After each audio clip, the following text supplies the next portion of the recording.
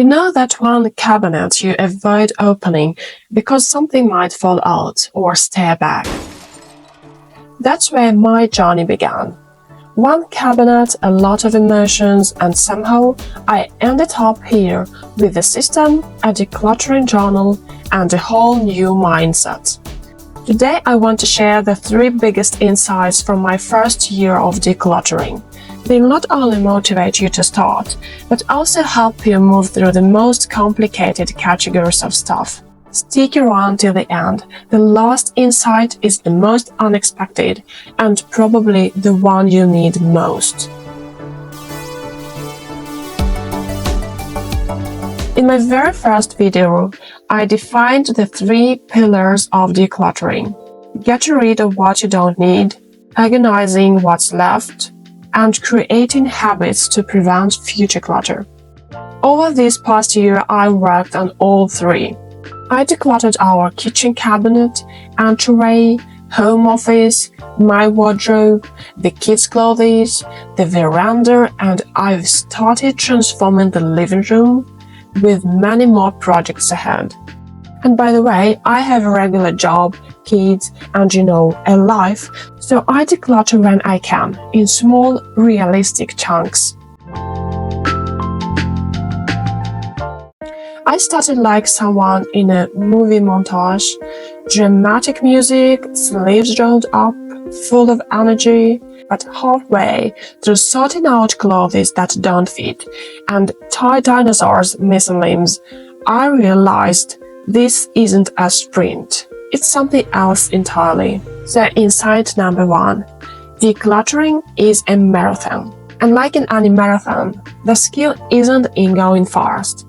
It's in pacing yourself and knowing why you're running in the first place.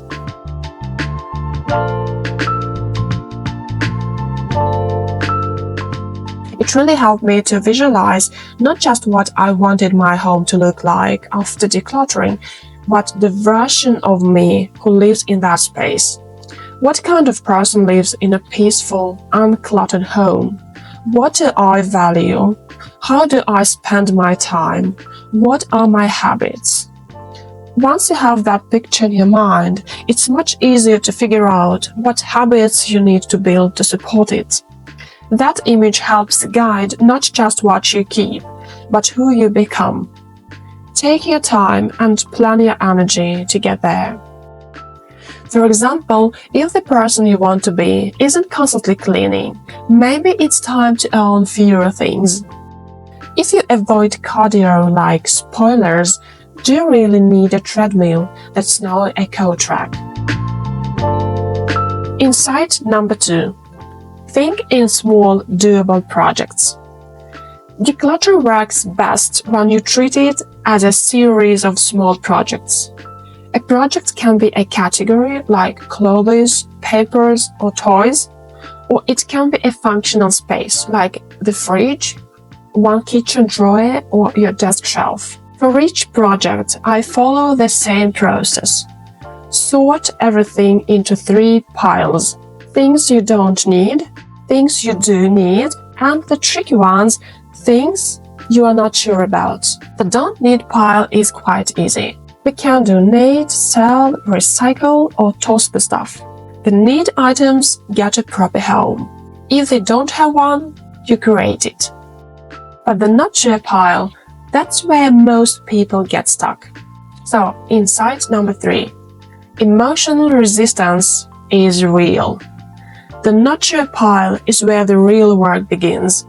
That's where decluttering often stalls and where it did for me, many times. If you are stuck, it's probably not about the object. It's about what it represents.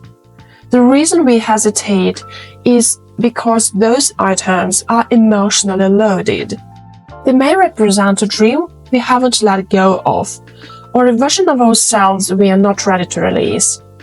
Sometimes it's guilt, like I paid good money for it, or nostalgia, for example, but it reminds me of that trip. Or anxiety, what if I need it later? And until you deal with that emotional attachment, you won't be able to let go. The key is to identify what exactly is holding you. Is it fear, identity, sunk cost, expectation? For me, it was a box of art supplies that I hadn't used in years. But they weren't just tools. They were tied to the idea of a creative version of myself, someone I thought I should be. Letting go felt like giving up on that identity, but keeping it felt like staying stuck in a story that no longer matched my life.